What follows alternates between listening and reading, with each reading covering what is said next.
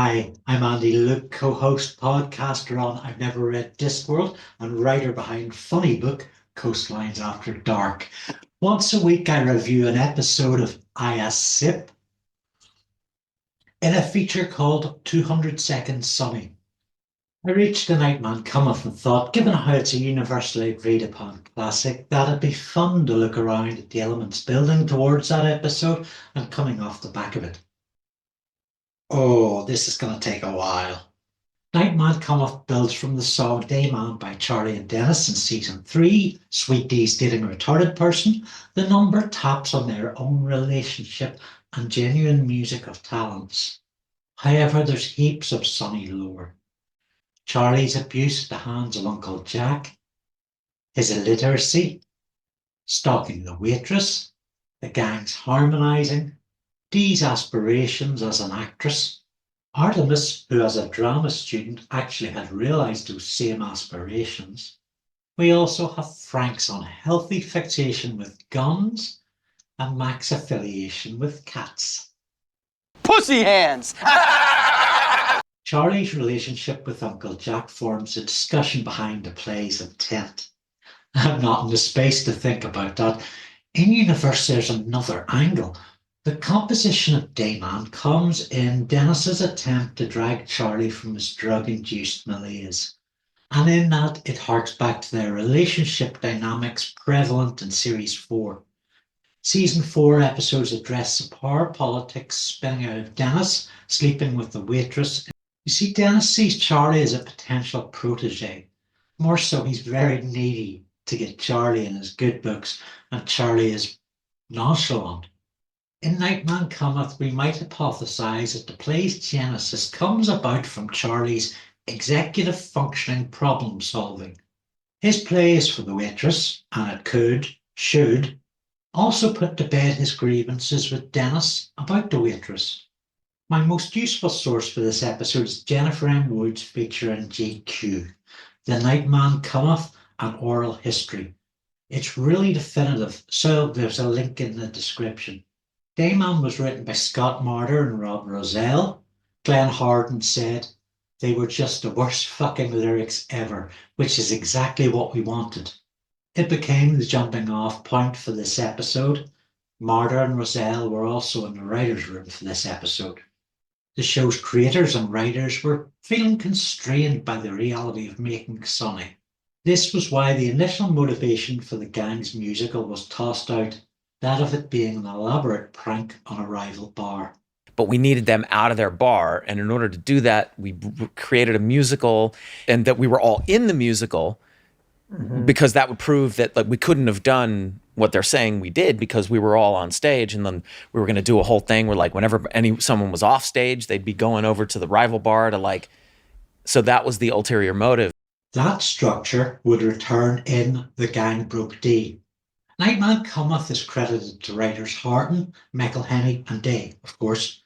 In 2018, Caitlin Olsen told Jennifer M. Wood of GQ, Charlie's always making up songs and he can play every instrument. Day worked up Troll Toll and the waltz time Sondheim influenced Tiny Boy, Little Boy. Both Troll Toll and Tiny Baby Boy came a little bit from the musical I used to do with Hornsby, Paperboy. So up at Williamstown, Hornsby and I used to improv this musical about a paperboy moves to city. I remember this.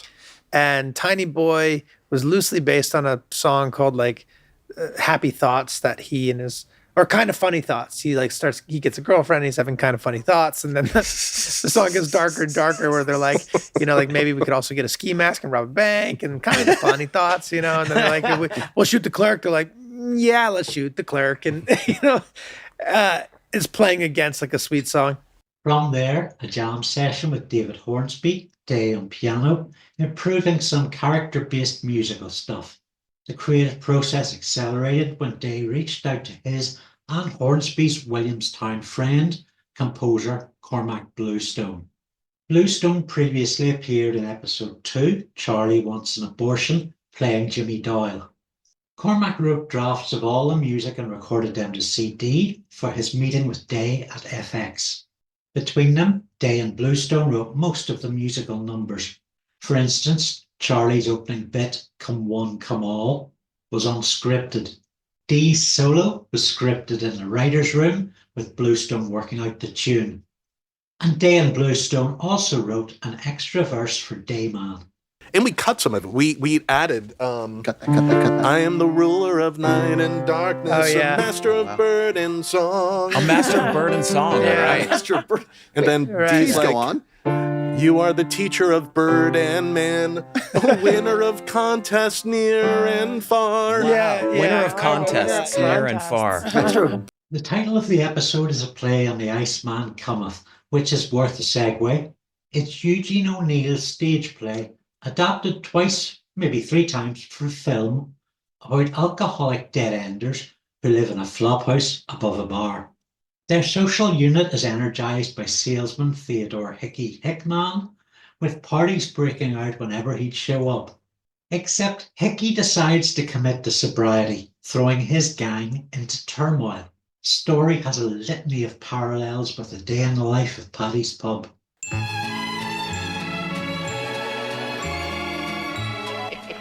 Hello, little Rocky, little bunky face.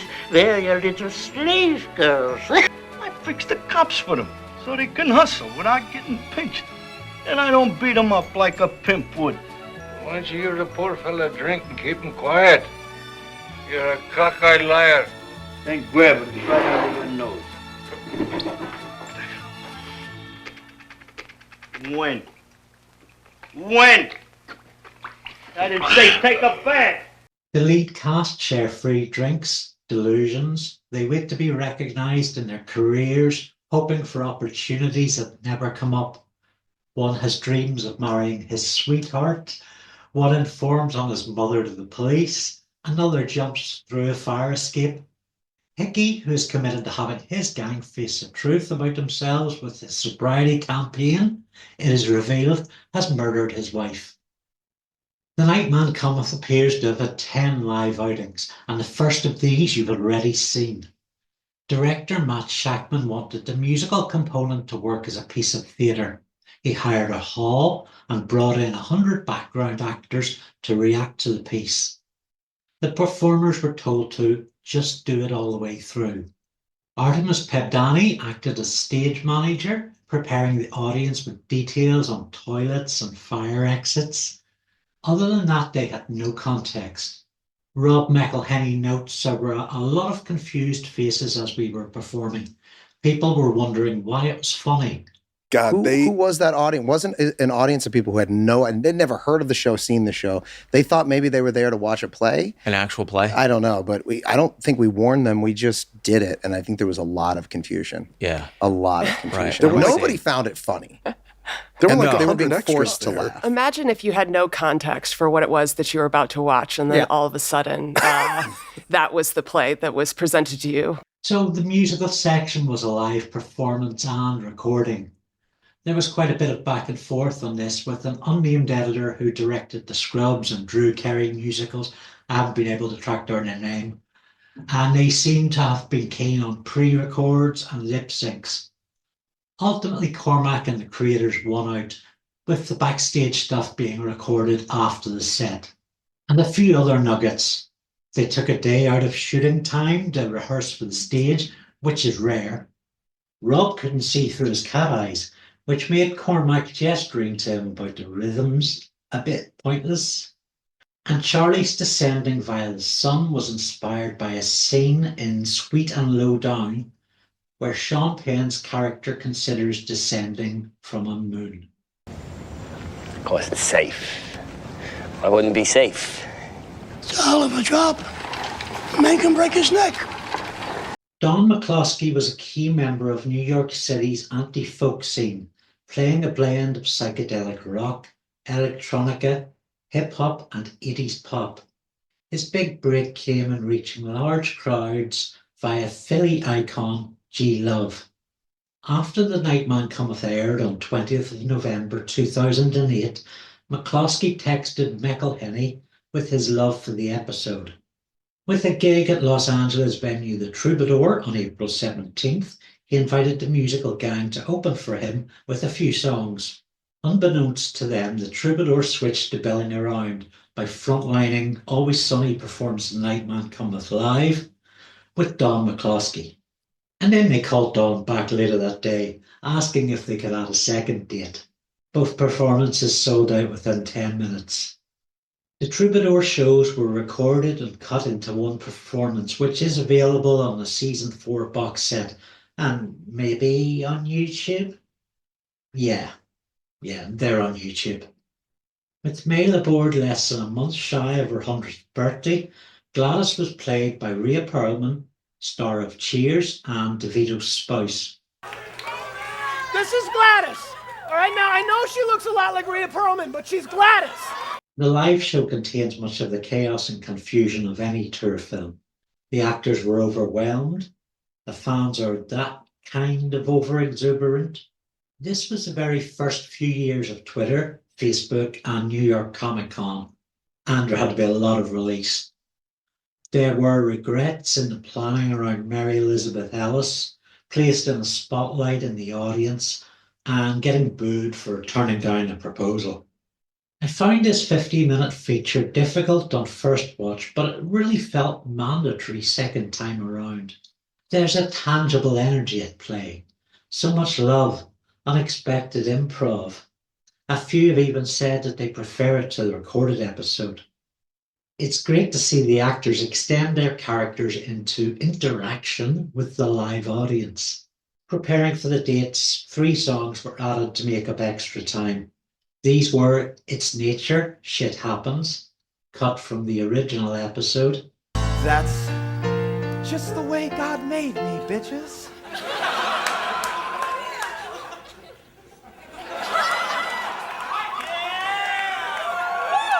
That's why I sodomize that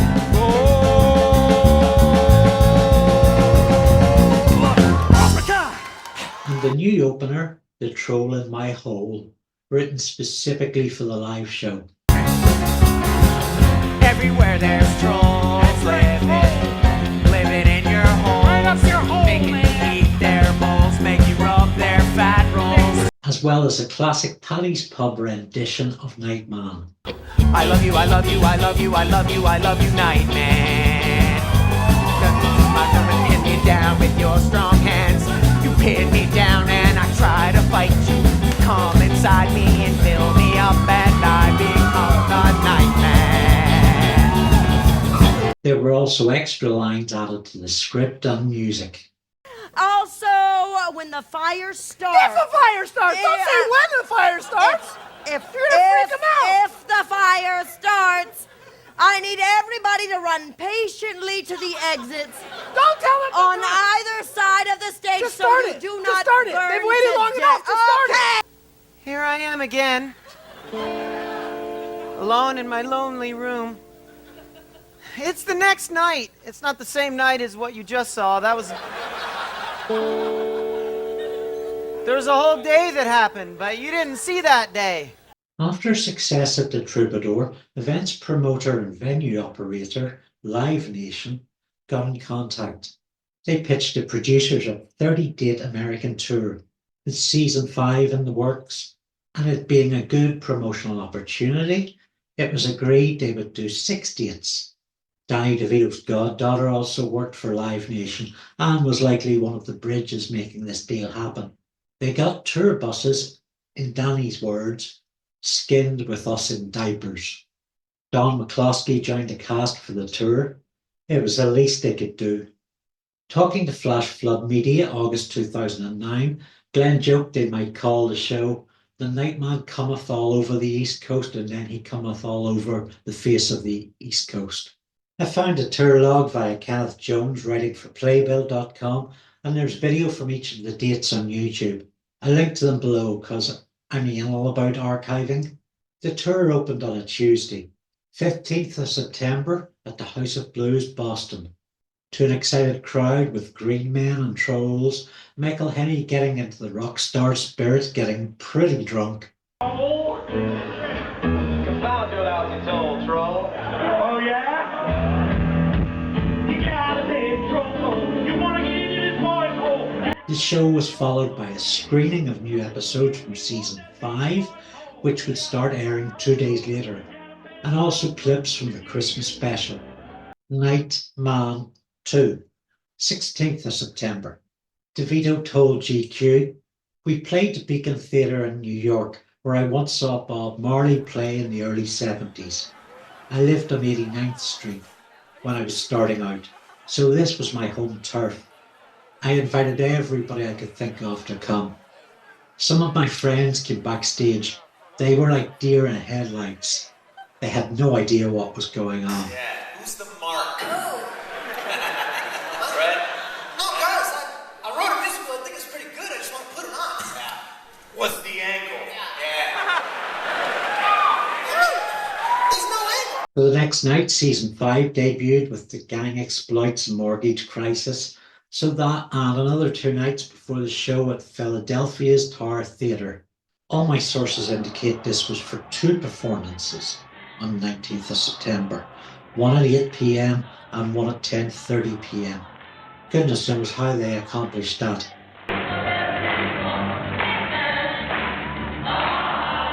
Another 3 days break deserved, and on to Seattle, the city's oldest theatre, the Moore Theatre. Photos with the stars and getting signed autographs appears to be a feature of all these gigs. And of course, video archive exists.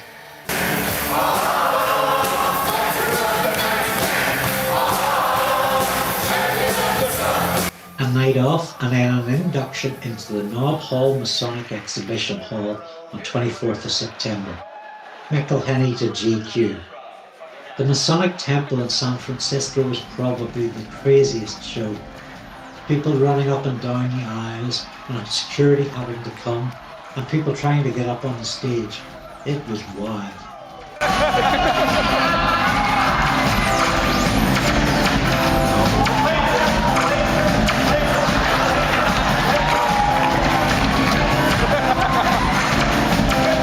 The final night of the tour was September 25th, the Hollywood Palladium, Los Angeles. It was the same night that saw the television premiere of The Gang Hits the Road. Yeah, all right, just give me a second. Yeah, I know, shut up. Charlie, what the fuck? Tiny boy, little boy, baby boy. It seems a huge amount of this show has been captured by minus the 3 girl over 14 clips. Link in the description. Did you go see the Nightman Cometh live? Do share your story in the comments, please. Charlie wrote this musical. Oh man, it was really funny. I play a troll on the musical. Troll? Yeah, and it's called The Nightman Cometh. I can sing you my song if you like. You gotta pay the troll toll to get into this boy's hole. Yeah, I kept saying, you gotta pay to get in. I was saying soul. He was saying he thought I was saying boy's hole. Cormac Bluestone returned to compose another 16 episodes, including A Very Sunny Christmas the next season, the musically themed Frank's Little Beauties, and season 16, Risky Rats Pizza and Amusement Centre. He would also appear on screen, reprising Jimmy Doyle in the High School Reunion, Parts 1 and 2. May Laborde passed away January 9th, 2012, aged 102. Before then, she reprised her role as Gladys, with Dennis pretending she was his grandmother in The Dennis System. Caitlin Olsen told Jennifer M. Wood, "Every Halloween my Twitter feed fills up with people who are dressed as a whole crew from The Nightman Cometh. Wherever the gang has put in a live appearance, such as a podcast tour, there's Nightman costumes.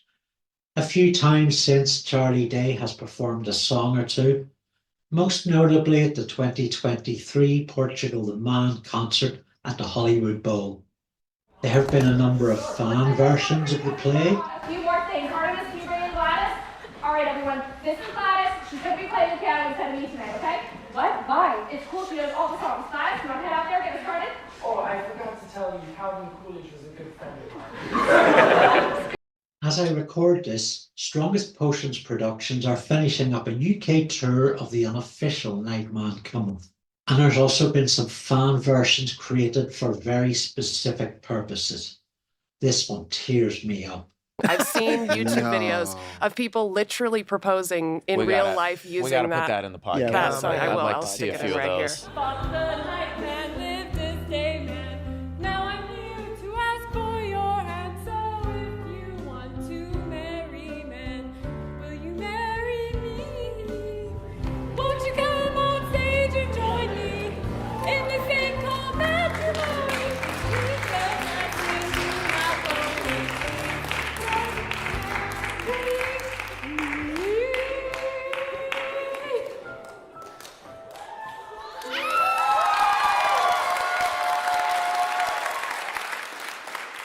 There's been covers of the songs.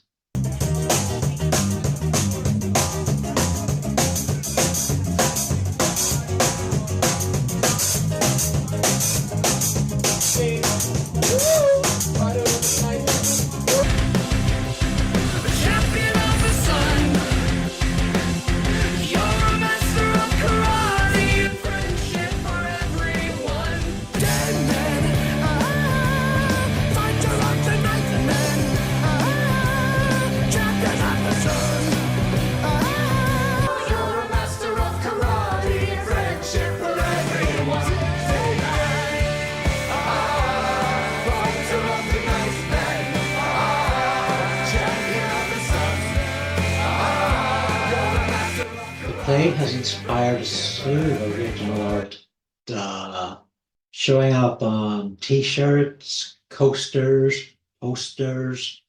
Like this customized hoodie by my friends at Abuware. That's abuware.com. Also including jigsaws, Lego, and Funko Pops. If you've enjoyed this video, please, I'd be quite grateful if you'd like, comment, and subscribe to my channel. It's important as these things get me into the garden where money grows on money trees. What I'm saying is they make me get shot further from my jobby can. Every Sunday I make a short review on Always Sunny, and there's a separate 200-second review for this episode. I also push up longer videos on Wednesday, which could be on science fiction, action, comic books, politics. No filler, all thriller. My new novel, Coastlines After Dark, is out now. It's inspired by Baywatch Nights, so a flavour of the Garth Marenghi's dark place about it. Certainly the sort of fever dreams present in Charlie's imagination. Ghouls! At all good bookstores, or get it included with a subscription to my Patreon. I've been on Patreon for 8 years, so it's loaded with my multidiscipline art, making comics, short stories, film, poetry, and novels. Stage freeze.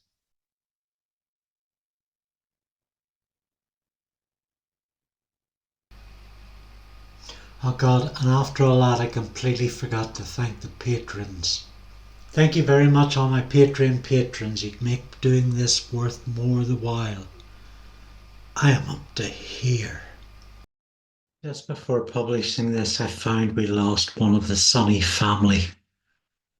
Lynn Marie Stewart, the best bangmate ever, who gave us so many wonderful times.